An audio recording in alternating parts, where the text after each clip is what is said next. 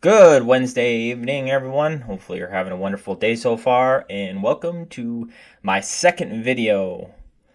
This one's the Liberals' position on the non-confidence vote that the Conservatives are putting through, and let's see what they have to say about it. Now, first, if you like this video and you like these videos, if you could subscribe, that would be awesome, and give it a like. Other than that, let's get into it. So, from CPAC. I've just said he's tabling a motion of non-confidence. In French, he didn't say carbon tax. In English, he tied it to a carbon tax election. What do you think the chances of success of such a motion are? Do you think the Bloc or the NDP will oppose it and side with the Liberals? Well, I would say Canadians want to hear nothing of that. I mean, they already face a lot of uncertainty in their lives. The last thing they want is instability here in Ottawa. They sent us to work until October of next year. So I think, Canadians will judge him for who he is, That's certainly not the mood, and I can tell you I've been on the street quite a lot these days. Yes, but you need the Bloc or the NDP on side. Yeah. What are you going to do to bring the Bloc or the NDP on I'm side? confident that they understand the mood of Canadians, and the mood of Canadians is not to get into an election. They're facing a lot of issues in their daily lives. They want the people who have been sent here to do the work for them, to fight for them every single day, and I think Canadians will judge. You see, these guys wants to do gamemanship. They wants to do political bickering. Canadians have no time for that. Are you prepared to offer new spending? So, I don't know what this guy's been smoking, but everywhere I go, even 2 years ago, people wanted an election. 1 or 2 years ago when I was in Ontario, people wanted an election. And now that I'm here in Alberta, people want an election. So, Champagne, I am sorry, but I don't know who you've been asking. Probably people in your gated community or around the houses on those high hills. If you're if you're in Ottawa or if you've ever kind of searched around town, you know what I'm talking about. But you are wrong. Canadians want an election to fix Canada because it is broken. Programs such as the Bloc wants on seniors. I would say, listen, we're going to take it step by step, but our job is to fight for Canadians every single day. And I say those who are going to engage in these kind of tactics over the next few weeks and months are going to pay the price. Canadians have no appetite for that. Listen, people are back to school. It's back to school time. People are concerned still with affordability, housing. I was in the street in Verdun. Someone said it's already difficult to be governing in these days. Why would people want to put more roadblocks? These kind of roadblocks to deliver further people. There's too many people here who think about themselves. Let's put Canadian first. That's what we're doing every day, and I think people would be well advised to do so. I think he doesn't understand that he's talking about the Liberals and his own party when he's saying people just think about themselves and don't think about the rest of Canada. Or all they think about is their constituents, like the people who are in the government and who run the Canadian government. All they think about is themselves and their constituents, and they don't actually travel around Canada and ask what Canadians think. So they're stuck in their little bubble, talking to people who voted for them, who are liberal voters. So of course, like when he asks people, they're like, "Yeah, I don't want an election because the Conservatives are going to win, and I'm a liberal. Why would I want an election?" And then that's why these people have lost the plot, or are just ignorant. One of the two. Mr. Poilievres has made pensions a political issue. Calculations show that Mr. Poilievres' pension is 3 times larger than Mr. Singh, who he's been targeting on this. What do you think of that? Listen, I've never focused on pensions. I focus on what I have to do for Canadians. So I've not had a chance to look at that. But if they're focusing on their pension, let them focus on that. I'll focus on How Canadians. does Pablo Rodriguez look like a good hope and a good option for the So I don't get this pension thing. Of course, Pierre Poilievres' pension is going to be larger than Jagmeet Singh's because Pierre Poilievres has been in politics since he got out of either high school or out of college. So, yeah, his pension is going to be massive. And Jagmeet Singh has only been in for about 8 years, so of course his is going to be smaller. Now, Pierre Poilievres has also served us pretty dang well as housing minister, as finance minister, as shadow finance minister, and now as leader. So it's kind of ridiculous to say that he doesn't deserve his pension. Quebec Liberal Party when you, under him, as political lieutenant for Quebec, lost the Salamart? Well, I would say it's a very different environment. You know, there was a time where people were asking me if I would consider to form a view of a future of a prosperous Quebec in the 21st century is easy, both economically, socially, and even internationally. But you're not running for that job now. He is, and I'm asking you, since he lost the Salamart, how does he now look like a great option for Quebec? I'm not sure you can point that to any single individual. You know, voters have talked. We need to double down our efforts to win the trust of the people, but I would not pin that. Clearly, this is much bigger than any single individual. And Pablo has been serving Canada, has been serving the interest of the nation, has been lieutenant, has been, brought his vision, and I'll let him make his choice. Oh man, that is a beautiful question, and short and sweet, but that's big in Canada. Ah, c'est un gros symbole, là. Je pense pas que vous pouvez nécessairement lier l'un et l'autre. Je veux dire, c'est pas d'hier. Non, mais je sais, mais c'est pas d'hier. Alors, évidemment. Rodriguez pour la défaite? Non. Pourquoi? Parce qu'il y a eu des... C'était pas vraiment fiable. Et ce que je vous dis. And, of course, he didn't answer that question. Of course, he didn't answer whether or not Rogers has too much power. Start dropping 65 when he makes expected to be 3 times larger than Mr. Singh when he retires, $230,000 a year. Annually, you can start dropping 65. What do you make of all that? For Mr. Poilievres? Mr. Poilievres, yes. Well, I mean, he's been here since, he became of age, right? So, I mean, for him, at the end of the day, politics is a game for him, right? It's not something that he takes seriously. He is doing this in his own self-interest, and it's not something that he's focused on for Canadians. Is it a dangerous game to politicize pensions? I think it is a dangerous game to politicize pensions, but Mr. Poilievres was here at a time before there was the pension reform for members of Parliament, so he is sitting on quite a bit. I mean, Mr. Poilievres is the ultimate hypocrite, right? Because he wants to cut pensions for Canadian seniors, for low-income Canadian seniors. He is constantly denigrating Canadians who live in low-income housing. He doesn't have a plan to actually address folks who need that housing, and yet he lives in government-subsidized housing in, what is a mansion for the official opposition.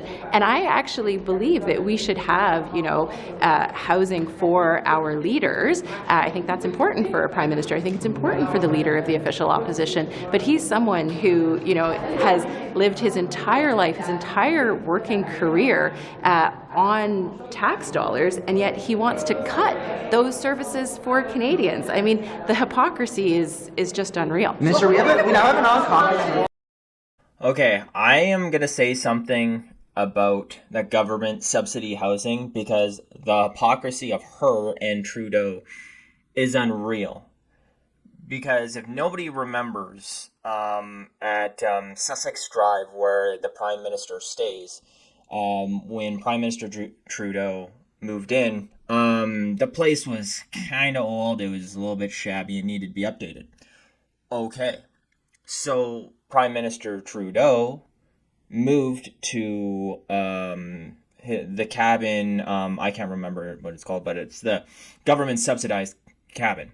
When he moved there, he spent government money on updating the cabin and including more things into the cabin that it didn't need. And it didn't need to be upgraded at that point in time. We didn't need to be spending money on that, except, it wasn't up to Trudeau standards. So while the taxpayer was paying money to upgrade the living place of the prime minister, they also did it on his private cabin. So it's kind of ridiculous how you say that the leader of the opposition should have a place to stay by using tax dollars, but also not. That's the weirdest thing to say, especially when you pay way more money for your for Trudeau. Secondly, when you say that Pierre Poilievres wants to get rid of pensions, he's never said that before. Never. Why would he say he wants to get rid of pensions? And he's never degraded low-income people or low-income housing. He's actually gaining votes from the middle class and the working class, where the Liberals are, I don't think they're really doing good with the upper class, but they're definitely schmoozing with the upper class a lot more and staying with them. You can see that with the amount of money you have to be in their private liberal, what would you call them, meetings or something or other. So I don't know what she's talking about. The Liberals have kind of become the party for the upper class, and now the Conservatives, who used to be the party for the upper class and the business class, is now the party of the working class people. Same with the NDP. They're the party of the upper class. It's craziness how things have flipped, but the Liberals are still trying to gaslight the Conservatives with lies. But now that they're in Parliament, right, they can lie all they want and not be sued for it. So Do you have a non-confidence motion right now, or I guess next week when they actually move it? What's your confidence level that the NDP and the Bloc will support this government? Well, look, that's up to the NDP and the Bloc. conversations with Look, I speak to all House leaders on a regular have any basis, insurance as but well right now, what I though? can say is that, again, there are consequences to the actions that people take. This is real. This is not a game. The fact of the matter is that what we do in this place matters, and it has real and tangible consequences on the lives of Canadians. And what Mr. Singh did when he backed away from the supply and confidence agreement, which was his decision, is it demonstrated that, again, he didn't understand what the consequences were. And so if he cares about climate change, if he cares about pharmacare, if he cares about dental care, if he cares about continuing to advance a progressive agenda for Canadians, well, he's going to have to demonstrate that to Canadians next week. And that's why we should go to an election right away. Because it doesn't matter what Jagmeet Singh cares about. It doesn't matter what the Liberal government cares about. It matters what the voters care about.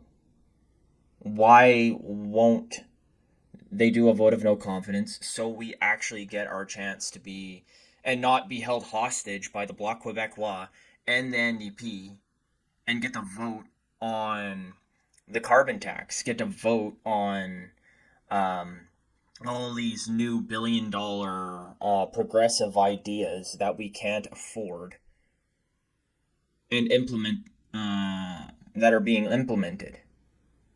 Why can't the voter have a chance to say whether or not the government's doing a good job? Because remember, 48% of Canadians are living in poverty. 2 million Canadians are going to the food bank. She's completely right that the politics is no longer a game. It used to be when I was young. It used to be that politics didn't really affect you that much. Now it affects my day-to-day life.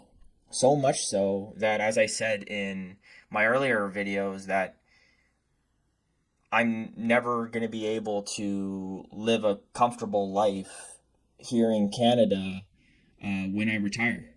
And I never thought I'd actually be considering leaving Canada. But the Liberals have destroyed our economy, destroyed our finances, destroyed everything so much. They projected it's going to take generations to possibly even fix this. So even if we get a conservative government in, they're probably not going to stay in long enough or have a majority long enough to fix everything.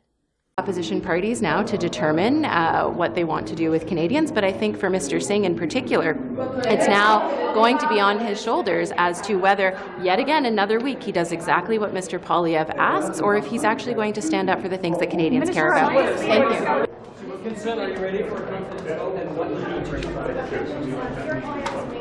Well, it's a minority parliament. Obviously, we have to find ways to work together with some of the other opposition parties. I think we're ready for a confidence vote. I think it's important that we actually get this, the first one out of the way. What do you need to do to win?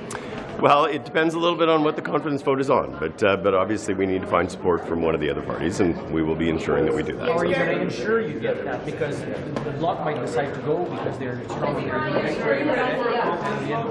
their All of the different parties are going to have to decide for themselves, but obviously there'll be conversations between the parties. I'm quite confident that that Canadians want the Parliament to work, and I think that most of the political parties recognize that. Perhaps not the Conservatives, but I think everybody else does. So what does it say about this? I think the Conservatives have never been interested in seeing Parliament work, and you've seen that in terms of the behaviour that they have done in committees and everywhere else over the past little while. It's all about trying to disrupt the work of Parliament. I'm not sure that's what Canadians want. That is the weirdest thing to say.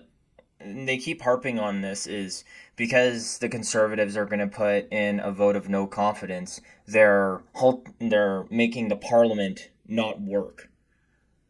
This is how Parliament works. When the government is not working, right? It's the government that's not working. That's why the vote of no confidence is there.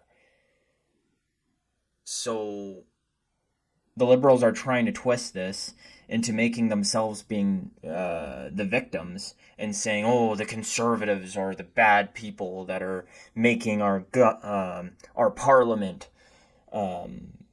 unworkable. It's halting our government. Oh my gosh.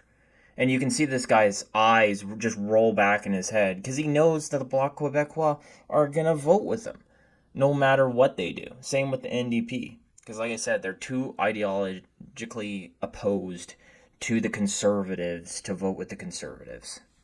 According to calculations, is said to be 3 times bigger than Mr. Singh's. When he turns 65, it could be $230,000 a year annually. Well, I think what Mr. Poilievres has tried to do with Mr. Singh's pension is pretty despicable. At the end of the day, the pensions actually accrue over a period of time for all members of Parliament. Mr. Poilievres is a career politician. He's never actually had a job outside Parliament. The reason why his pension is big is because he sat here for an incredibly long period of time. And I just think, to be honest with you, I think that the way in which he's handled it is as I say, quite despicable. Thanks. No, if Pierre Poilievres was a despicable minister, per se, he'd do exactly what Me Singh did, right? Me Singh, right after he got his pension, he was like, okay, well, our deal with the Liberals is done. That's a little sus, don't you think? But Pierre Poilievres has been in politics all of his life. If he was a terrible politician who just cared about his pension, at the end of 8 years, he'd opt out.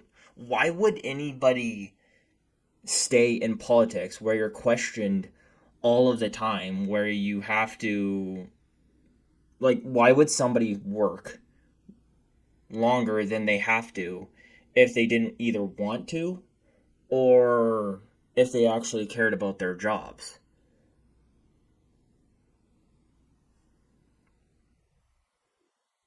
And Pierre Poilievres doesn't really seem like the kind of person who cares about power. So we'll have to see when he gets in. That means for the future of fighting climate change. Well, I don't think it's going to die. I mean, at the end of the day, I do think that increasingly people are recognizing the value of the rebate that they get back and the fact that the price also helps us to fight climate change. I think increasingly we are seeing in public opinion polling that people are recognizing they are receiving the rebate, and 8 out of 10 Canadian families get more money back. I mean, at the end of the day, the facts around affordability, the facts around fighting climate change are all on the side of the government. Mr. Poilievres can lie all he wants. He can make up facts. He can live in fairy tale land, and he can talk about dystopian futures. But at the end of the day, the facts lie with us, and we're going to continue to fight for Canadians. It's kind of interesting how these media people don't ask him, well, you implemented the carbon tax in 2016, or maybe it was late 2015, and it's 2024 now, and you've increased it every single year, and yet we're having worst forest fires. The only time our carbon actually went down was during like 2022 when everybody was locked down and nobody had a reason to drive. And we're having all of these natural disasters that you're claiming is because of climate change. After 9 years, shouldn't they not be happening? Or shouldn't all these natural disasters be getting better? Why are these forest fires happening more and more and more, and they're bigger and bigger and bigger if the carbon tax has been in for so long and is so high? And riddle me this, sir. You're living in fairy tale land right now, especially when you say 8 out of 10 Canadians get more back, when the parliamentary budget officer came back after and he said that that's actually not true when implementing groceries and not just gas and heating. But Liberals don't want to say that because they're ideologically opposed to financially friendly Canada. I don't know. Minister, are you ready for a confidence vote? Sorry, that's the same for both Rafi and I. Confidence vote. Considering the confidence vote, I have concerns about ensuring that we can get through the legislative agenda that we've set for this Parliament and ensuring that important legislation, such as the Online Harms Act, gets passed. I am very confident in our ability to do so I'm not concerned about the Sur l'aide médicale à mourir, qu'est-ce que vous allez faire avec Québec qui veut passer à l'action, qui a donné une consigne à ses... Oh, great. They're trying to push the Online Harms Act. That's pretty much the worst thing ever. It encroaches on our freedom of speech, which the Liberals hate because of podcasters and people on YouTube like me who report on pretty much everything the Liberals do, and that are not like the mainstream media who just throws out these softball questions and don't ask real questions. They ask this exact same thing to every single minister, and you know what the answer is going to be. But like I said, our Charter of Rights and Freedoms, now it's shown that it's just a piece of paper. And they're wiping their behinds with it, and pretty much we're going to turn into 1984 pretty soon. At least by the time I'm old. But, you know, I think we can move through these fairly quickly. These are important drugs, and we've been able to get through some...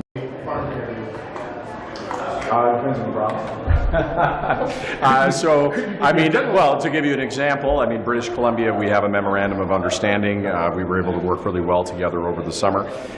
There are a number of other jurisdictions where those agreements, I think, are moving quite quickly. Obviously, we, can't get in front of royal assent, but for me, making sure that we could show a memorandum of understanding and sort of give the contours of what a plan might look like was helpful to the Senate process, I think, and also will be helpful to discussions with other provinces. But, I think we can move through these fairly quickly. These are important drugs, and we've been able to get through some very difficult agreements on aging with dignity and primary care. So I'm optimistic that we'll be able to move quickly, and they'll be kind of one at a time. They won't all happen at once.